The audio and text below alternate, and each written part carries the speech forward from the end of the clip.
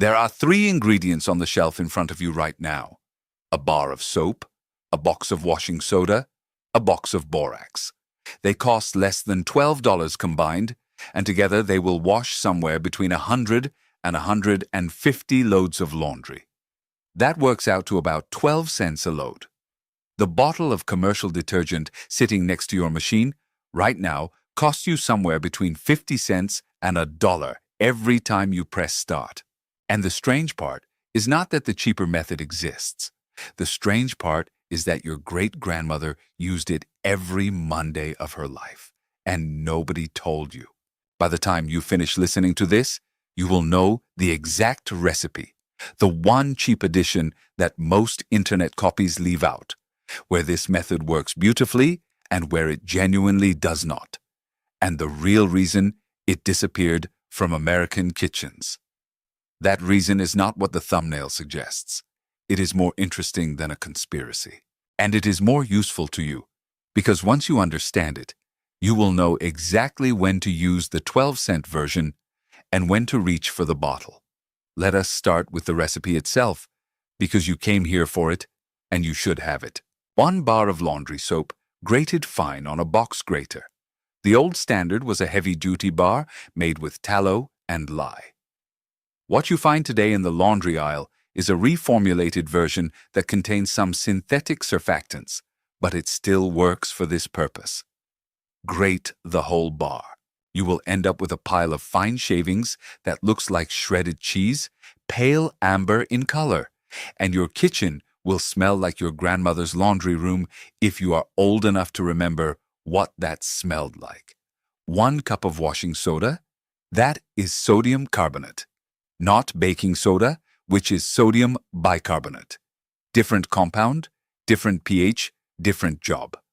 Washing soda runs a pH of about 11.5. It is a strong alkali. It is the muscle in this formula. 1/2 cup of borax, sodium tetraborate. It has been sold in the same cardboard box with the same mule team on the label since 1891. It boosts cleaning and helps control odor. Mix those 3 together and store the powder in a glass jar. Use 1 to 2 tablespoons per load. That is the recipe. It fits on an index card. Your great-great-grandmother could have written it from memory. Now here is the part most copies skip.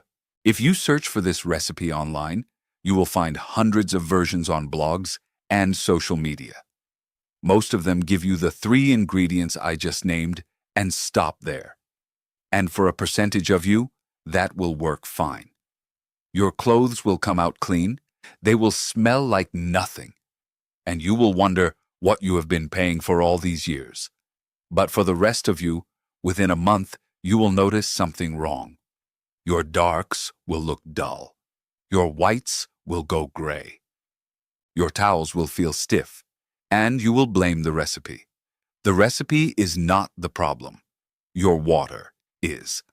According to the United States Geological Survey, approximately 85% of American household water is classified as moderately hard to very hard.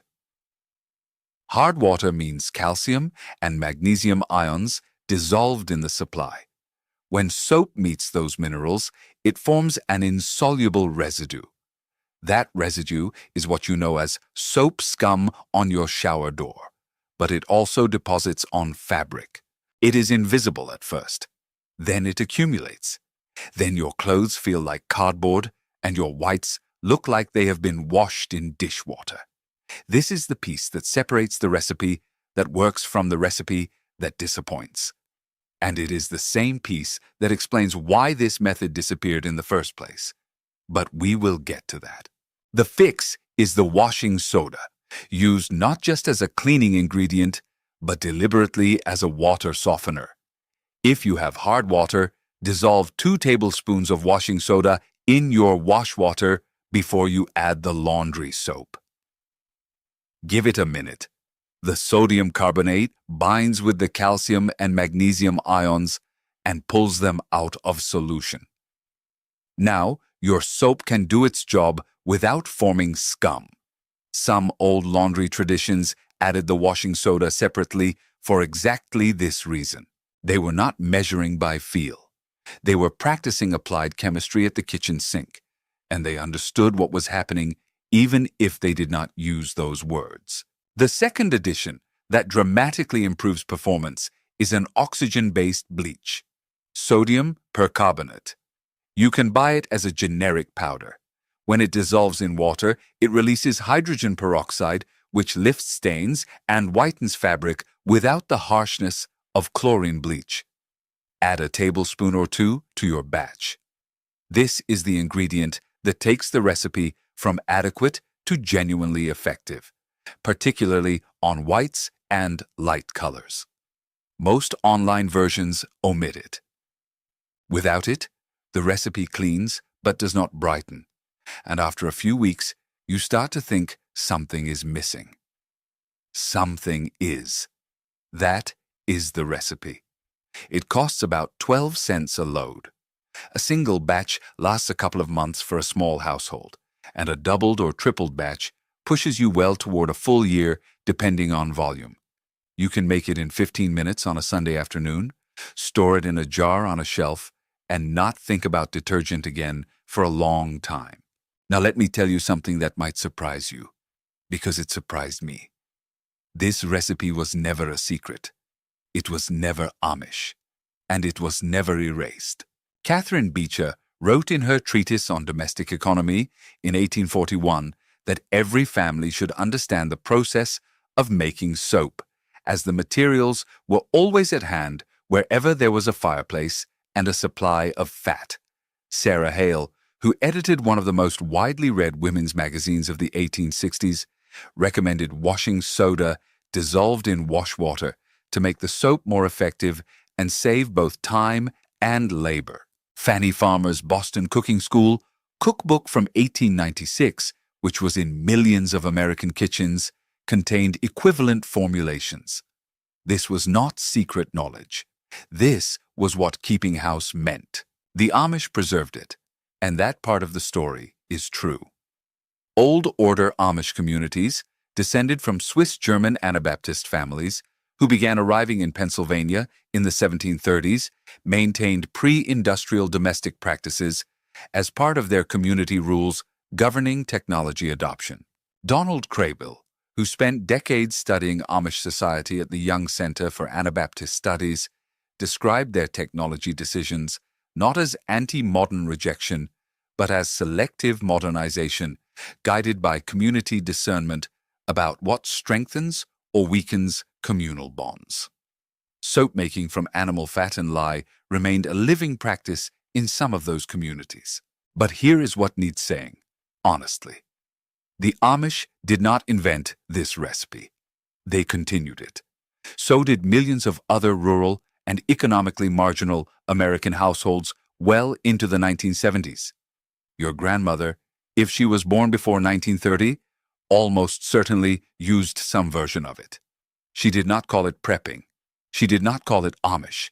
She called it Monday, because Monday was wash day, and wash day was work. This is where the nostalgia gets uncomfortable, and I think it is important not to skip past it. Susan Strasser, the historian of American consumer culture, documented what laundry actually looked like before modern machines and detergent. You heated water on the stove. You soaked the clothes. You scrubbed them on a washboard, garment by garment. You boiled the linens.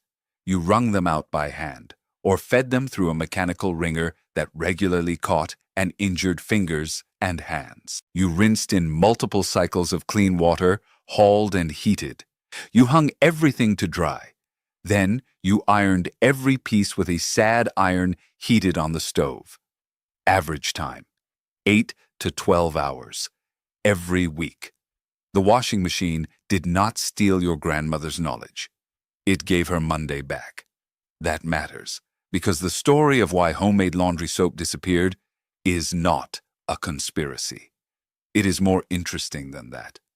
And understanding it makes you a smarter user of both methods. In October of 1946, Procter & Gamble launched a product called Tide into test markets. It reached national distribution by 1949. It was the first heavy-duty synthetic detergent, and the company described it internally as the washing miracle, the first product to handle all laundry problems in all water conditions. They spent $21 million advertising it in the first 3 years. $21 million in 1940s dollars. That was unprecedented. By 1953, Procter & Gamble was the largest television advertiser in America. The daytime dramas they sponsored are still called soap operas, which is a kind of historical punchline. Now, was that aggressive marketing? Absolutely. Did shelf space purchasing agreements in the new supermarkets reduce the visibility of bulk washing soda and borax? They did. Did television advertising create brand loyalty that homemade alternatives could never match? Without question. But here is what the conspiracy framing leaves out. Tide actually worked better for most Americans. Not because soap was bad, because of the hard water problem. Synthetic detergent is a fundamentally different molecule from soap. Soap is a salt of a fatty acid, produced by the reaction of fat with an alkali. Synthetic detergent is a surfactant manufactured from petroleum derivatives or oleochemicals through a process called sulfonation. They are not the same thing with different labels. They are different chemistry. And the critical difference is this. Soap reacts with minerals in hard water to form insoluble residue. Synthetic detergent does not. In soft water, soap and detergent perform comparably on natural fibers. But 85% of American water is hard. And by the 1960s, American wardrobes were increasingly made of synthetic fabrics: polyester, nylon, acrylics. Soap residue accumulates in synthetic fibers worse than in cotton. And the automatic washing machines that were in 70% of American homes by 1960 were engineered for low-sudsing synthetic detergents, not for soap. So the recipe disappeared not because someone buried it. It disappeared because the world it was designed for changed. The water was hard. The fabrics were synthetic. The machines were automatic. And incomes were rising enough that the labor savings of a commercial product were worth the price premium. The ingredients never left the shelf. You can buy washing soda and borax right now in the laundry aisle of any big box store. They have been there continuously since before your grandparents were born. Arm & Hammer has been manufacturing washing soda since 1846. The Mule team has been on the borax box since 1891. Nothing was erased. The recipe was simply outspent. So here is the question that actually matters to you, standing in your laundry room with a jar of 12-cent powder. Does it work for your household? Today? In your water? With your clothes? The honest answer is that it depends. And honesty here is worth more than a convenient story.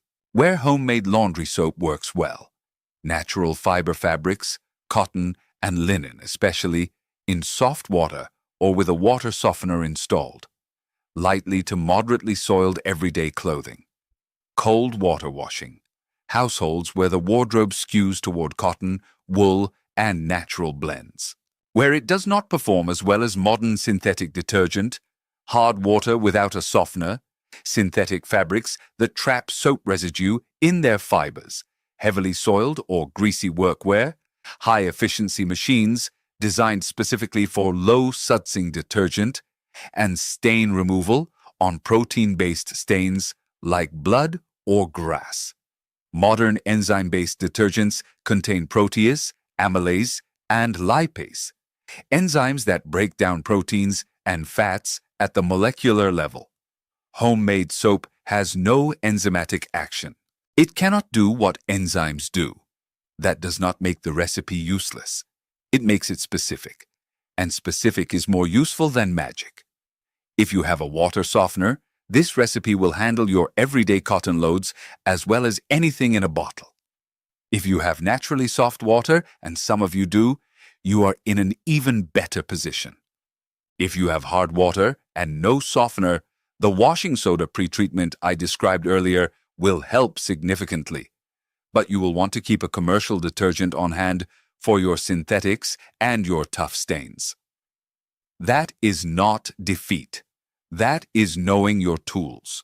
There is a myth in preparedness circles and in the homemaking revival that everything was better before the modern product came along.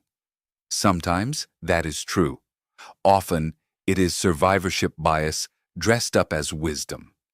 The canning jar your great-grandmother sealed in 1934 that still holds its seal 80 years later is genuinely remarkable. The 12-hour wash day she endured every Monday is not something to romanticize. The useful inheritance is not the labor. It is the knowledge. The understanding that a household can produce its own cleaning solution from 3 shelf-stable ingredients, that the chemistry is simple and repeatable, that the cost savings are real, and that the skill of doing it is yours once you learn it, regardless of what happens to supply chains or brand availability or the price of a bottle of detergent next year. Your great-grandmother did not have a secret recipe. She had chemistry knowledge that used to be called keeping house. The industrialization of housework, as Strasser put it, did not simply replace skill with convenience. It replaced one system of knowledge with another, and the old knowledge evaporated within a generation. Not because it was suppressed, because it was no longer necessary for most people. And unnecessary knowledge does not survive without deliberate transmission. The Amish transmitted it deliberately because their community structure values continuity of practice. The rest of us let it go because we could afford to. And now, some of us want it back. If you want it back, here is what you can do this weekend. Buy a bar of laundry soap, a box of washing soda, and a box of borax. Total outlay under $12, and it will last you months. Grate the soap on your box grater, mix it with a cup of washing soda and half a cup of borax, and store the result in a glass jar. If you want the stain-lifting power that most copies omit, add a cup of oxygen bleach powder to the batch. If your water is hard, dissolve 2 tablespoons of washing soda in the water before you add the soap powder. Use 1 to 2 tablespoons per load. Start with your cotton towels and everyday clothes. See how they come out. Adjust from there. Keep your commercial detergent for your synthetic fabrics and your tough stains. There is no shame in using the right tool for the specific job. What did you believe about laundry soap or about any household product that turned out to be either better or worse than advertised? Tell me about it in the comments, especially if you grew up watching someone make it and you can still remember what the kitchen smelled like. The thing about the 12-cent recipe is that it is real. The savings are real. The chemistry is sound. What is not real is the conspiracy. Nobody paid to bury it. It was simply outcompeted by a product that solved a genuine problem for most households in most water conditions. Knowing that does not make the old recipe less useful. It makes you more useful, because now you understand both methods and you can choose the right one for the actual load in front of you. That is the difference between nostalgia and competence. Nostalgia says everything old was better. Competence says this old thing works here, under these conditions, and here is why. Your great-grandmother had competence. She knew what her soap could do and what it could not do, and she did not need a blog post to tell her.